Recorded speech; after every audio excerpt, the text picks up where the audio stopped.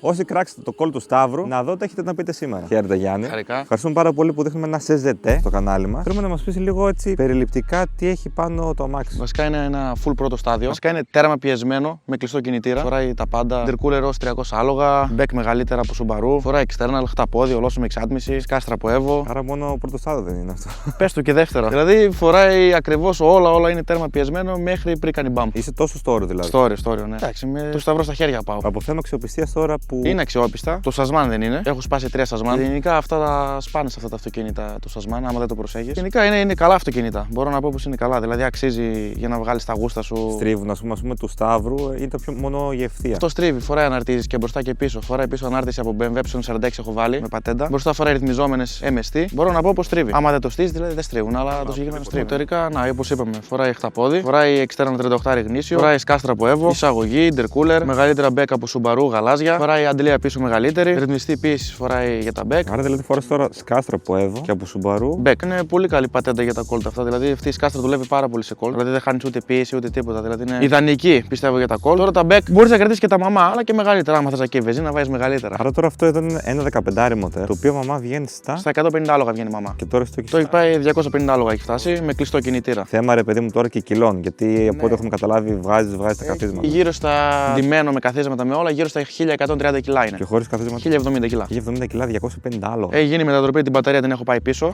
Ο λόγος εμφανισιακά βέβαια. Γιατί μου αρέσει έτσι να γεμίζει εδώ πέρα, δηλαδή να είναι άδειο ο χώρο εδώ πέρα και να γεμίζει με τη χωάνη κτλ. Δεν ξέρω, δεν κερδίζει κάτι ουσιαστικά. Εγώ το έκανα εμφανισιακά, να σε πω την αλήθεια. Λένε κερδίζει δηλαδή σε καλύτερο ρεύμα κτλ. Αλλά δεν ξέρω. Και intercooler φοράς μπροστά. Αλουμινίο δηλαδή φτιαχτώ έως 300 άλογα παροχή έχει. Άρα σε παίρνει λίγο ακόμα 50 αλογάκια. Τα αλογάκια παίρνει, το μοτέρ δεν παίρνει άλλα. Έχει αλλάξει και τουρμπάκι εδώ πέρα είναι με το μαμά τουρμπάκι. Το μαμά τουρμπό είναι. Μπορούσε να βάλει άλλο τουρμπάκι. Το ίδιο μπορεί να φτιάξει βέβαια. Να βάλει μεγαλύτερα φτερά κτλ. Άλλο τουρμπάκι δεν ξέρω αν σηκώνει γιατί πρέπει να ανοίξει μοτέρ, να βάλει μπιέλε σίγουρα γιατί έχουν πάρα πολύ λεπτέ μπιέλε. Με το παραμικρό μπορεί να την πετάξει έξω. Μια φορά τη πέταξα. Ναι, 4 τρύπε άνοιξε ο κορμό. Εντάξει, άρα είναι αξιόπιστο, απλά είναι και στο χέρι του καθένα. Ναι, δηλαδή ένα πρώτο στάδιο, άμα το πα γύρω στα 230 άλογα, δεν θα σε βγάλει ζημιά και είναι καλά. Είναι καλά άλογα. Το εσωτερικό του είναι αυτό εδώ πέρα. Φοράει το iBoost που λέγαμε που ρυθμίζει τι πιέσει του αυτοκινήτου, μικρή, μεσαία, μεγάλη πίεση. Στη μικρή, στη μεσαία και στη μεγάλη πόσο άλογα. Τώρα στη μικρή δεν ξέρω, είναι 0,7 είναι η μικρή πίεση. Η επόμενη είναι στα 1,2 που είναι στα 240 άλογα και η επόμενη είναι στα 1,3 στα 250. Έχει εδώ ένα τη AM, ένα wideband που βλέπει το μείγμα τη βενζίνη. Turbo timer έχει. Αυτό είναι το εσωτερικό δηλαδή. Λευγέ εδώ πέρα. Κόμολο είναι, αλλά έχω φτιάξει και από κάτω έχει πιο κοντέ σχέσει δηλαδή από ένα απλό αυτοκίνητο. Καθίσματα και όλα σπάρκο. Ναι, καθίσματα σπάρκο έχει, ναι. Είναι μπάκε 3 επαφών. Και είναι και σπαστά δηλαδή για να μπορεί να μπει πίσω να μπαίνει άτομο. Πολύ ωραία και αν το κάτσουμε βασικά. Ναι, είναι. Μπορώ να πω είναι άνετο. Σε αγκαλιάζει. Όχι τόσο πολύ που να σε πνίγει, ρε παιδί.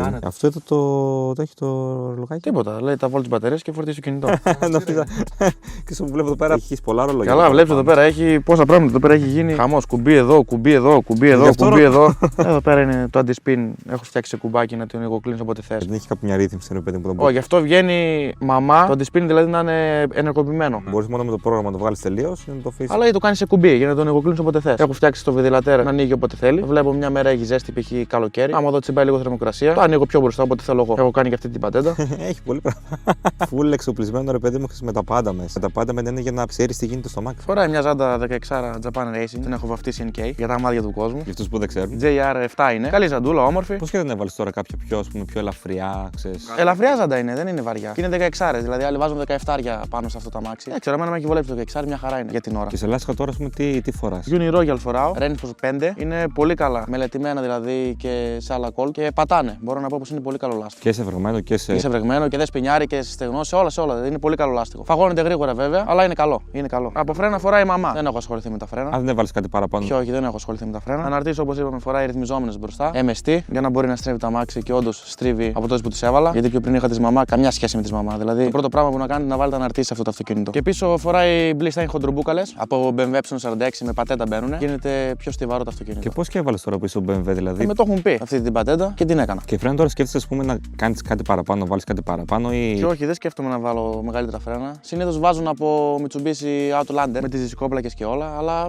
όχι, δεν θέλω να ασχοληθώ με τα φρένα για την ώρα. Για την ώρα. Εντάξει, με κάλυψε.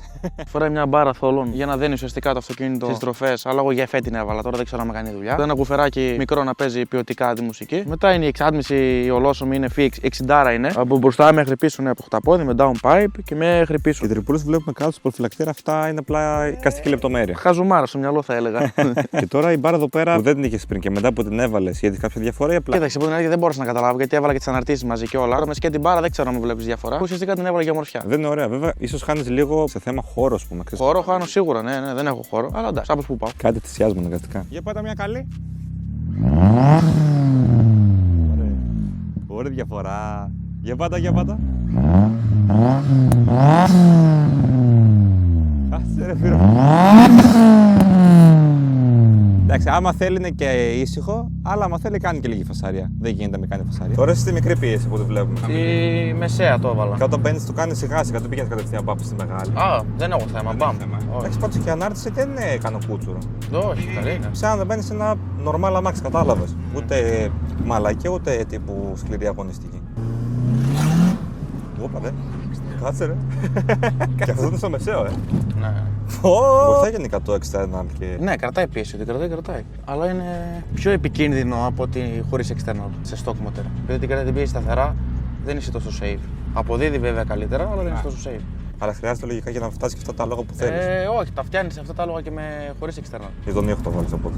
Ο ήχος είναι ό,τι καλύτερο είναι. Σκάστρα είναι κλειστού τύπου ή ανοιχτού τύπου.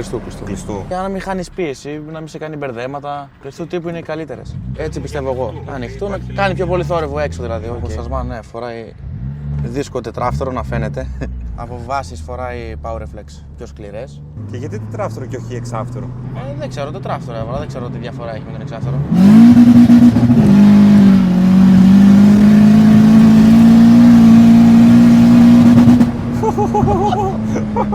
Έχεις άλλη μια πίεση τώρα, τη πιο μεγάλη.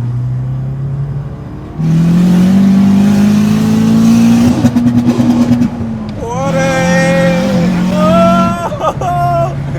Τι λες τώρα ρε! Ρε πετάξαμε! Και πήρε και του βάρη την τρίτη, δεν πειράζει. Ωραία! Τι λες, τώρα αυτό είναι χαμηλή. Γύρω στα 2,40 είναι τώρα. Σκέψου και με 3 άτομα και φουλαρισμένο μέσα και το woofer είναι. Σκέψου εγώ όταν έβγαζα τα καθίσματα το ξύλο όλο πίσω, τίποτα δεν είχε. Φαντάζομαι. Τίποτα. Ναι, ρε, άλλο αμάξι είναι. Αυτά λοιπόν. Ευχαριστούμε πάρα πολύ τη φίλα μας τον Γιάννη. Και εγώ, ευχαριστώ. Που ήρθε και δείξαμε ένα CZT. Ελαφρύ, δυνατό, αξιόπιστο. Αξιόπιστο, ναι. Στρίβει τα πάντα κάνει. Ελπίζουμε να το καταχαρίσει όσο περισσότερο γίνεται. Γιατί το αμάξι πωλείται επίσης. Οπότε, με κάποιο ενδιαφέρεται, μπορεί να στείλει μήνυμα στο Γιάννη για περισσότερες λεπτομέρειες κλπ. Εσείς τώρα μην ξεχάσετε να κάνετε ένα follow, ένα like και να αφήσετε κάτω στο σχόλιο τι αμάξι να δείξουμε ή άμα έχετε εσείς ένα αμάξι που θέλετε να παρουσιάσουμε. Και θα τα πούμε στο επόμενο επεισόδιο.